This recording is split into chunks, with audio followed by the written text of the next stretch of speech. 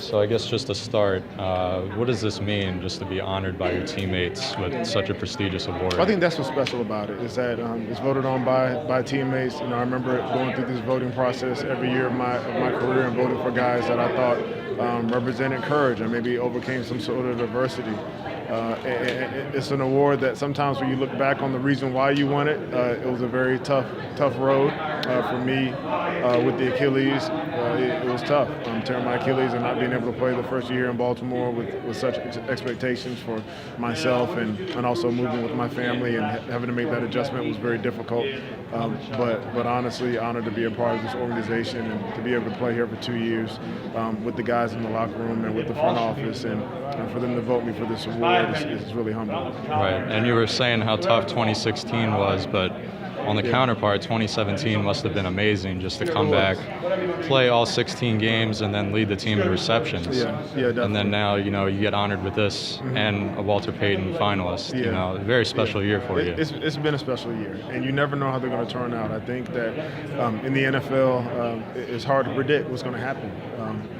From the great things that happen, from winning awards or being nominated to the valleys of having injuries and having a tough season or whatever it may be, you never know how it's going to turn out. I think that's the beauty of the game, and that's the beauty of really the struggle. And so, my goal this year was just to make it on the field. If I could just make it on the field, and then making it on the field the first game was the first step, and then continuing to be able to contribute to the team and to play and to stay relatively healthy enough to be out there was definitely a blessing.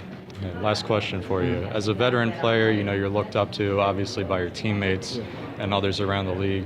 What advice would you have for younger players coming into the league in a time where outside forces are kind of saying phrases like stick to sports, shut up and dribble? You're very outspoken about your things that you're passionate about politically. What advice would you have for a younger player? Well, number one, to stay focused. I think that outside of those voices, you have your own voices internally that want to make you feel like you've arrived or give you a sense of pride because you're in the NFL, those sorts of things. The number one thing for a guy in the league is to focus on his craft right now, to be the best that he can be at his craft. And then secondly, to realize that although your occupation is to play football, that doesn't define totally who you are.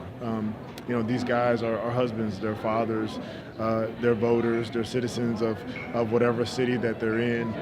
More importantly, they're Americans, and as Americans, they have rights, they have opinions, and they have reasons to want certain things in our country to be better, and they have different passions. And so, along with that, it's about finding what you're passionate about and being willing to educate yourself on those things and understand that you have a right to speak just as much as anybody else does. You can create positive change just as much as anybody else can.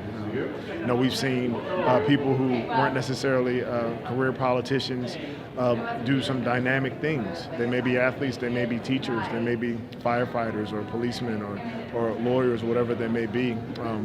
But I encourage young guys to, number one, understand that be the best ball player that you can be because that's your occupation, but also find something else that you're passionate about and be willing to stand for that.